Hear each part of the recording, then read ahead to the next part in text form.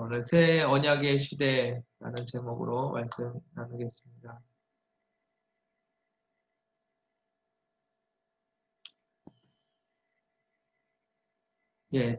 전에 줌으로 예배 드리다가 지난주 딱 한 주 대면 예배를 드렸는데, 어, 예, 줌으로 예배 드리는 것보다는 대면 예배가 훨씬 더 좋은 것 같습니다.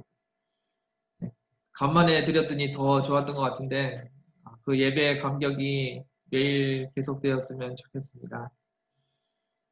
여러분들 지금 어느 나라에 살고 계십니까? 예배 시간에는 요르단이 아니고 하나님의 나라라고 대답해 주시면 감사하겠습니다. 여러분들 지금 하나님의 나라에 살고 계십니다. 매일의 삶 속에서 주님과 함께하고 주님과 함께 살아가는 하나님의 나라에 살아가시기를 바랍니다. 여러분들 주님께서 하나님의 나라가 어디 있다고 말씀하셨을까요? 하나님의 나라는 여기 있다 저기 있다 말하는 것이 아니라 우리 안에 있다고 예수님께서 말씀하셨습니다. 하나님의 나라가 우리 안에 있습니다. 그리고 주님께서 우리와 함께 하십니다. 그런데 왜 임재의 감격이 예배 때만 느껴질까요? 항상 주님께서 우리와 함께 살고 계시는데 왜 임재의 감격을 예배 때만 이렇게 느낄 수 있는 것일까요? 날마다 주님과 함께 살아가는 저와 여러분들 되기를 원합니다. 예수님을 믿는 사람들은 어떻게 살아가야 됩니까?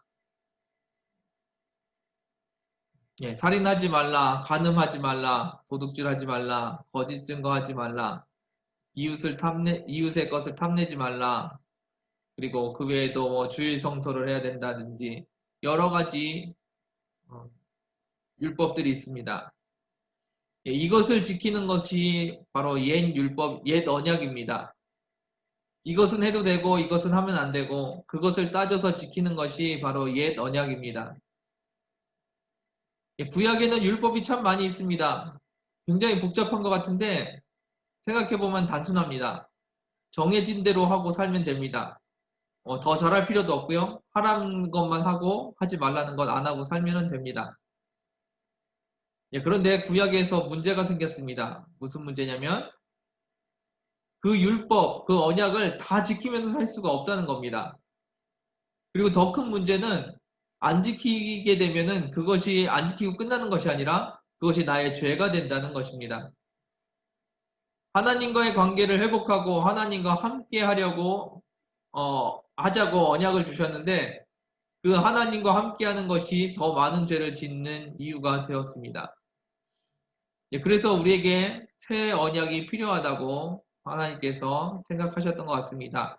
그리고 우리에게 새 언약을 주시겠다고 이야기하십니다. 8절 말씀 같이 한번 보겠습니다. 8절 말씀 읽겠습니다.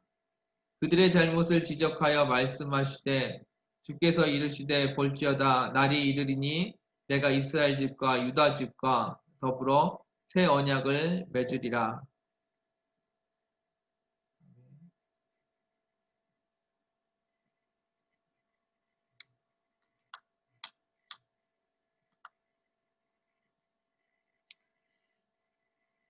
하나님께서 새 언약을 맺으시겠다고 말씀하십니다. 그리고 새 언약은 옛날에 세웠던 그 언약을 폐기하고 새로 다시 만든다는 말씀이 아닙니다. 몇 가지는 넣고 몇 가지는 빼고 그렇게 조금 수정하겠다는 이야기도 아닙니다. 새로운 차원의 언약을 이야기하고 있습니다. 옛날에 저희가 핸드폰을 쓰고 있었습니다. 전화를 할 수 있는 핸드폰을 쓰고 있었는데 어느 날 이 세상에 스마트폰이라는 것이 생겨났습니다. 물론 스마트폰도 전화를 할 수 있는 기능이 있지만 핸드폰을 쓸 때하고는 상상도 못하던 기능들이 많이 있습니다. 옛날에 핸드폰 가지고 다니는 사람들이 많이 있었는데 지금은 핸드폰을 붙들고 놓지 않는 사람들이 훨씬 더 많습니다. 그만큼 수많은 기능이 있고 여러 가지 것들을 할 수 있는 것을 가지고 있습니다. 같은 것 같지만 전혀 새로운 것이 스마트폰으로 바뀌어 있었습니다. 새 언약이 그렇습니다. 예전의 언약과 같은 것 같지만 완전히 새로운 차원의 언약이 우리에게 이루어졌다는 겁니다. 네, 9절 말씀 같이 한번 보겠습니다.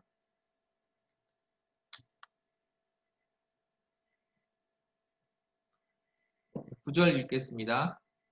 또 주께서 이르시되 이 언약은 내가 그들의 열조의 손을 잡고 애굽 땅에서 인도하여 내던 날에 그들과 맺은 언약과 같지 아니하도다.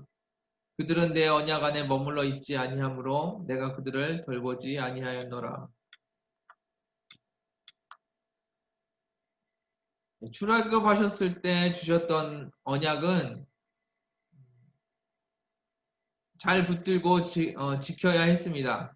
그런데 사람들이 그 언약을 잘 붙들고 살지 못했던 것 같습니다.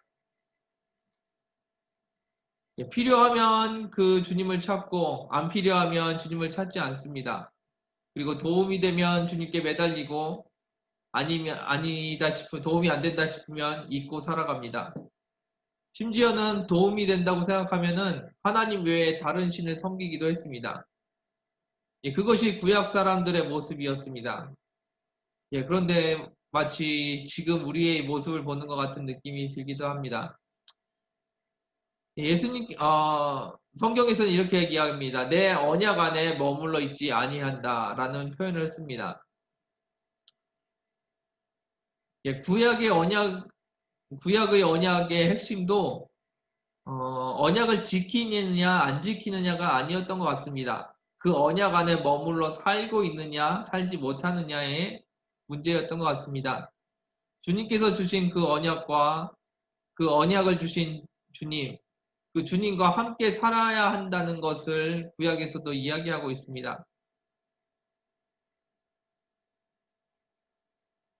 지금 우리가 주님과 함께 살아가는 것처럼 구약에서도 말씀을 붙들고 함께 살아가야 했던 것입니다. 성경은 우리에게 잘 살라고 하지 않습니다. 열심히 살아가라고 이야기하지 않습니다. 그럼 성경은 뭐라고 이야기할까요? 성경은 주님과 함께 살아가라고 이야기합니다. 구약에서도 그렇고 신약에서도 그렇고 우리가 살아가는 방식은 열심히 사는 것이 아니라 주님과 함께 살아가야 된다는 겁니다. 그러나 구약을 가지고 있었던 이스라엘은 주님과 함께하지 못했던 것 같습니다. 10절 말씀 같이 보겠습니다.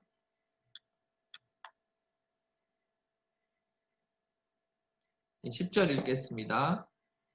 또 주께서 이르시되 그날 후에 내가 이스라엘 집과 맺은 언약은 이것이니 내 법을 그들의 생각에 두고 그들의 마음에 이것을 기록하리라. 나는 그들에게 하나님이 되고 그들은 내 백성이 되리라. 네.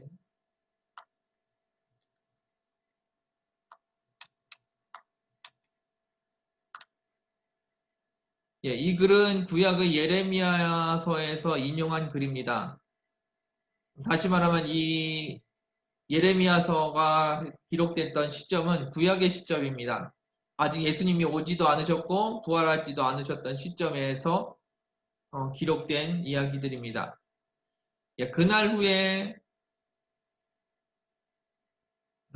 후에는 언약을 돌에 새겨주시는 것이 아니라고 이야기하십니다. 그리고 책에 써주시는 것도 아니라고 이야기합니다. 그러면은 새 언약은 어떻게 할까요? 성경에 나와 있는 것처럼 우리의 생각과 마음에 새겨주신다고 하십니다. 우리에게 글을 써서 언약을 주셨는데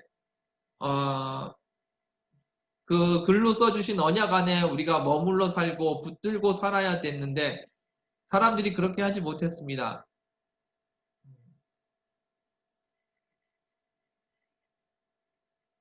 그런데 주님께서 원하시는 것은 이 언약을 붙들고 살아가는 것입니다.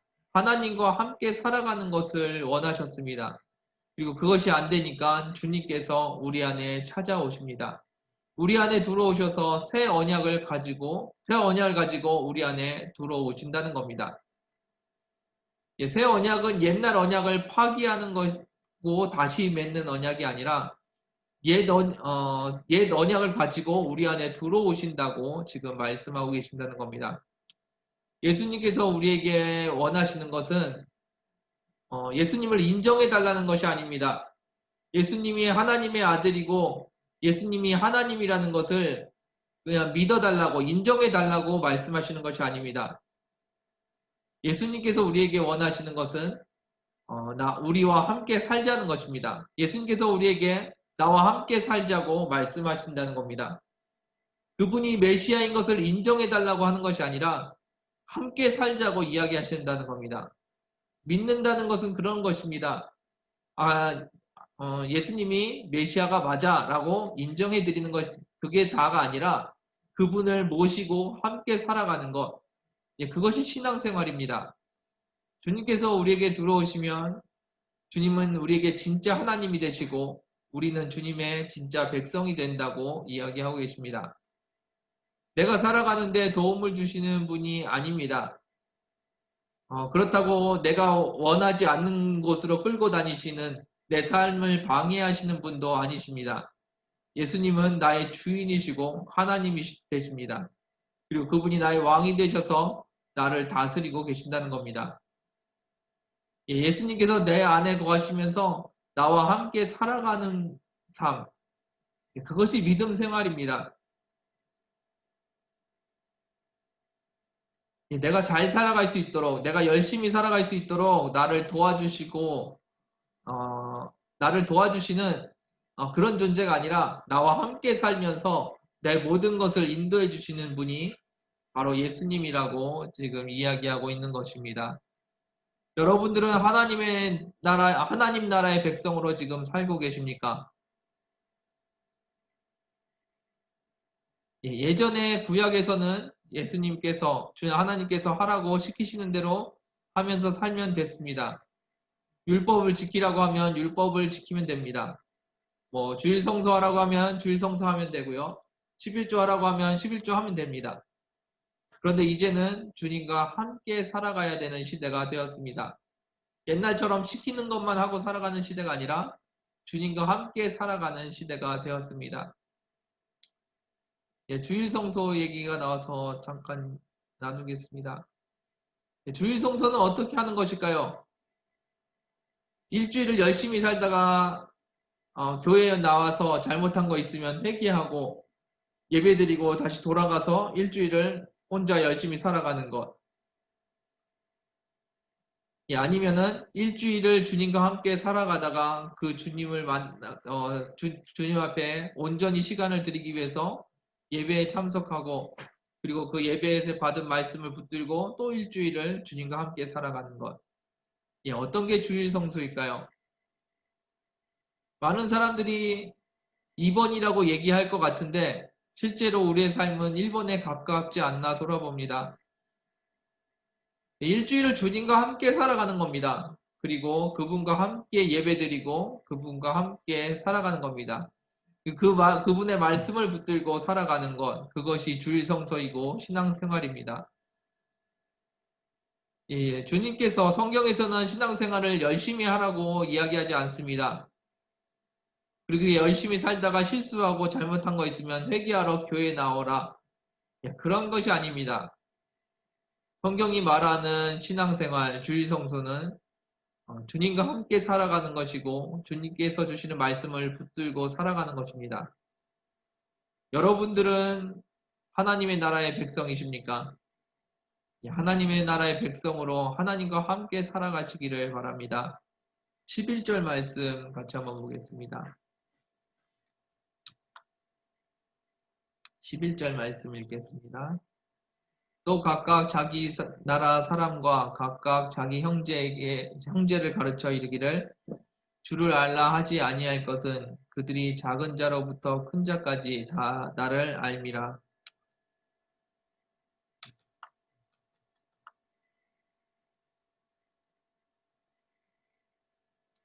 제가 부임해서 계속 하는 말이 있습니다. 주님께서 주인 되셔야 된다는 것입니다. 이것은 제가 여러분들에게 계속해서 가르쳐 드리는 것이 아닙니다. 여러분들이 주님을 붙들어야 하는 것이고 주님을 붙들고 살아가면 주님께서 가르쳐 주실 것입니다. 제가 아무리 주님이 주인이라고 여러분들에게 말씀드리고 주님을 주인으로 모시고 살아야 한다고 해도 이해하지 못하는 분들이 많이 계실 것입니다. 예, 제가 가르쳐 드려서 알 수 있는 것이 아닙니다. 주님이 진짜 주인이 되시는 것을 경험했을 때 그때만 느낄 수 있는 것이고 그때만 알 수 있는 겁니다. 주님이 주인 되시는 것이 무엇이고 내가 어떻게 살아가야 되는 건지. 여러분들 열대과일의 황제가 뭔지 아십니까? 예, 뭐라고 하시는지 하나도 안 들리네요. 열대과일의 황제를 두리안이라고 합니다. 아, 그게 아닌가요? 네. 두리안이라는 과일을 열대과일의 황제라고 부릅니다. 이 두리안이라는 과일의 맛을 어, 냄새가 굉장히 지독하다고 합니다. 그리고 맛은 굉장히 좋은 과일이라고 합니다. 혹시 두리안 드셔보신 분 손 한번 들어보실래요?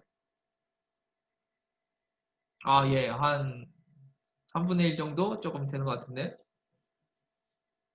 맛이 있나요? 예, 맛이 최고라고 하시는 분도 계시고. 예, 저는 이 열대과일의 황제라는 두리안을 먹어본 적이 없습니다. 그래서 아무리 이 과일의 맛을 누가 설명을 해줘도 저는 그거 한번 먹어봐야겠다라는 생각만 하지 그 맛이 어떤 건지 전혀 모르고 있습니다. 냄새가 굉장히 지독하다고 하는데 어느 정도 지독한지 저는 지금 감도 잡지 못하고 있습니다. 예, 영적인 세상이 그런 것 같습니다. 분명히 누군가 얘기를 해주고 있고 굉장히 좋다고 이야기하는데 그것을 경험해보지 않고는 진짜 그것이 어떤 느낌인지 알지 못한다는 겁니다. 주님이 나의 주인이 되셔서 주님과 함께 살아가는 것, 그것이 얼마나 즐겁고 기쁘고 행복한 일인지, 그리고 그것이 얼마나 나에게 평안을 주는지, 예, 그것을 경험해보지 않고서는 알 수가 없다는 겁니다. 아무리 옆에서 주님이 주인 되어야 된다고 이야기해도 그것과 상관없이 주님을 경험해보지 않고서는 그 맛을 알지 못한다는 겁니다. 여러분들의 모두에게 예수님께서 여러분들의 주인이 되시기를 원합니다. 주님께서 다스리시고 주님께서 인도하시는 그 삶을 경험하시기를 원합니다. 그것을 경험한다면 여러분들의 삶은 정말 아름다운 삶으로 바뀔 수 있을 겁니다. 주님과 함께 살아가는 것, 그것은 누가 이야기하고 가르쳐 주는 것이 아닙니다. 주님과 함께 살아가는 것을 경험함으로써, 함께 함으로써 알 수 있는 것들입니다. 여러분들 세상이 바뀌었습니다. 지금은 율법을 지키는 구약의 시대가 아닙니다. 주님께서 내 안에 계시는 새로운 언약의 시대, 새 언약의 시대, 신약의 시대를 살아가고 있습니다. 이 시대에 맞는 삶을 살기를 원합니다. 세상도 바뀌었습니다. 지금 코로나 시대라고 이야기들 하고 앞으로 포스트 코로나 시대를 어떻게 살아갈 건지를 이야기하고 있습니다. 그 대표적인 예로 많은 기독교인들이 대면 예배를 꼭 드려야 되느냐 아니면 인터넷으로 이렇게 줌으로 예배를 드려도 되느냐 말들이 많고 고민들이 많습니다. 여러분들 어떻게 생각하십니까? 꼭 대면 예배를 지켜야 될까요? 아니면은 이렇게 인터넷으로 예배를 드려도 될까요? 아니면 아예 안 드려도 될까요? 이런 논의를 하는 것이 아닙니다. 신앙인들이 해야 될 것들은 대면 예배를 해야 되느냐, 인터넷 예배를 해도 되느냐, 그것을 논하는 것이 우리가 해야 될 지금의 일이 아닙니다. 우리가 지금 해야 될 것은 우리 안에 진짜 주님이 계신지, 그 주님이 나의 주인으로 계신지, 그것을 논해야 되는 것입니다. 우리가 주님과 함께 살아가고 있는지를 봐야 되고, 우리 안에 주님께서 진짜 나의 주인의 역할을 하고 계시는지, 우리는 지금 그것을 묻고 있어야 합니다. 대면 예배를 해야 되는지 말아야 되는지, 그것은 중요하지 않습니다. 우리 안에 진짜 주님이 주인으로서 살고 계시는지를 경험하시기를 원합니다. 예, 하나님께서 여러분들에게 새 언약을 주셨습니다.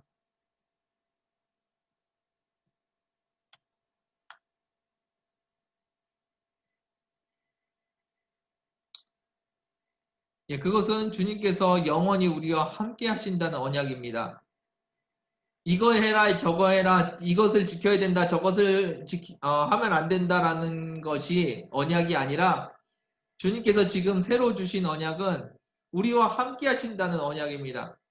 주님께서 우리 안에 거하시겠다는 언약을 우리에게 주고 계신다는 겁니다. 예, 여러분들 안에 계신 주님께서 여러분들의 주인이 되시기를 축원합니다. 여러분들이 하나님 나라의 백성으로 살아가기를 축원합니다. 여러분들의 삶은 이제 바뀌어야 합니다. 예전처럼 이것을 내가 해야 되는지 말아야 되는지를 묻는 것이 아니라 주님과 함께 하고 있는지를 묻는 저와 여러분들 되기를 원합니다. 12절 말씀 같이 한번 보겠습니다. 12절 읽겠습니다. 내가 그들의 불의를 긍휼히 여기고 그들의 죄를 다시 기억하지 아니하리라 하셨느니라. 아멘.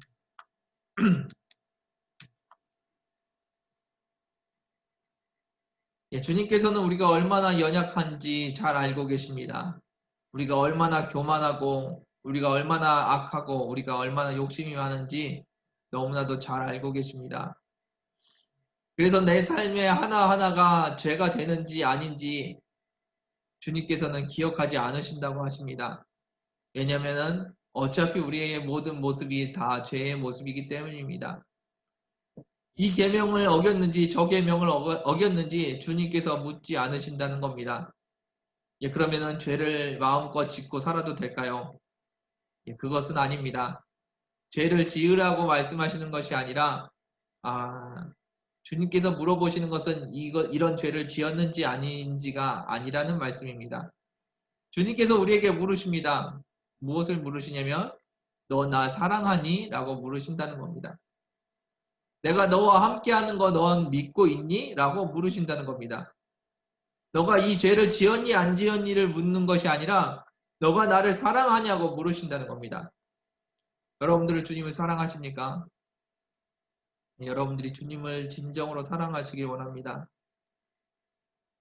우리가 주님을 진정으로 사랑할 때 주님께서 우리와 함께 해주실 겁니다. 그리고 주님께서 우리를 다스려 주실 겁니다. 여러분들 주님을 사랑하시길 바랍니다. 예전에는 계명을 지키는 시대였습니다. 그래서 하나님께서 주신 율법을 잘 지켜야 되는 시대였습니다. 그런데 이제는 그 계명을 지키는 시대가 아닙니다. 주님을 사랑해야 되는 시대가 되었습니다. 여러분들 안에 있는 주님을 경험하십시오. 그리고 그 주님을 사랑하시는 저와 여러분들 되기 원합니다.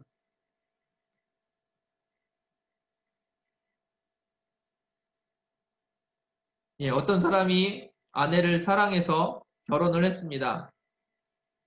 예, 그가 한 것은 사랑하는 것 뿐이었습니다. 그런데 같이 살다 보니까 어떤 일이 벌어지냐면 아내가 좋아하는 것을 자꾸 하게 됩니다. 그리고 아내가 싫어하는 것을 점점 하지 않게 됩니다. 예, 그것이 사랑입니다. 하나님께서 우리에게 말씀하시는 것, 이것을 지킬 것이냐 안 지킬 것이냐가 아니라 너가 나를 사랑하느냐 그것을 묻고 계십니다. 그리고 그 우리 사랑하는 주님을 점점 닮아가고 주님께서 원하시는 삶을 살아가는 것, 그러면서 우리가 점점 주님의 모습으로 닮아가는 것, 그것이 우리의 삶, 우리의 신앙생활이 아닌가 돌아봅니다. 여러분들이 삶에서 주님을 더 사랑하시길 원합니다. 날마다 더 사랑하셔서 날마다 주님을 닮아가시기 원합니다. 내가 이것을 하면 죄가 될까 안 될까 고민하지 마시고요. 주님을 더 사랑해 보십시오. 그럼 여러분들의 삶이 바뀔 겁니다.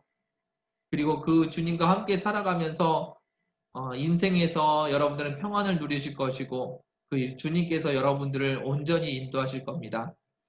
여러분들 주님 나라에 거하시길 바랍니다. 옛 언약이 아니라 새 언약 가운데 거하시길 바랍니다. 예, 새 언약은 주님과 함께 살아가는 것이고 주님을 더 사랑하는 것입니다. 주님께서 영원히 우리와 함께 하시겠다는 약속, 그것이 새 언약인 줄 믿습니다. 말씀을 마무리하겠습니다. 우리의 생각은 악하고 이기적이고 교만합니다.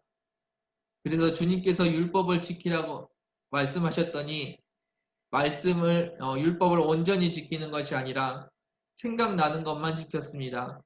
그리고 나에게 도움이 된다고 생각되는 것만 지켰습니다. 심지어는 나에게 더 좋은 것을 찾아 주님을 버리기까지 했습니다. 구약시대의 사람들의 모습이 아니라 우리의 모습이 아닌가 돌아봅니다.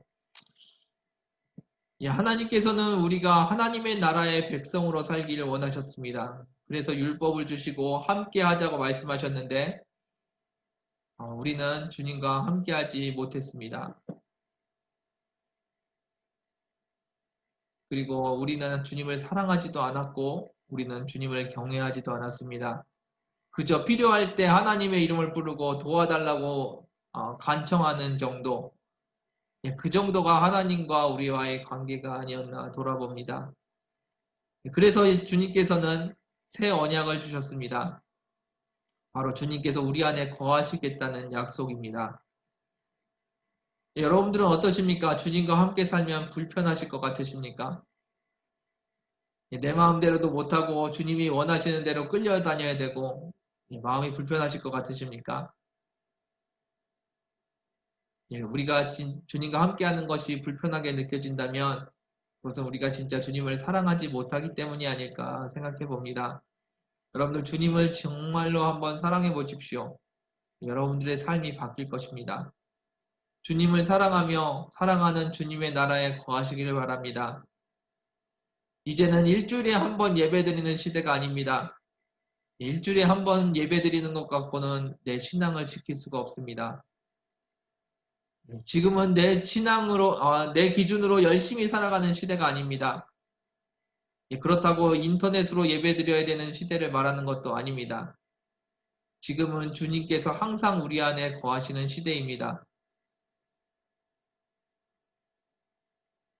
주님께서는 우리를 떠나지 않으신다고 우리에게 말씀하셨습니다. 주님께서 영원히 우리와 함께 하시는 시대가 시작이 되었습니다. 매일 주님과 동행하시고 주님을 매일매일 더 사랑하는 저와 여러분들 되기를 원합니다. 새 언약의 시대에 늘 주님과 동행하시고 주님을 더 사랑하시기를 주님의 이름으로 축원드립니다.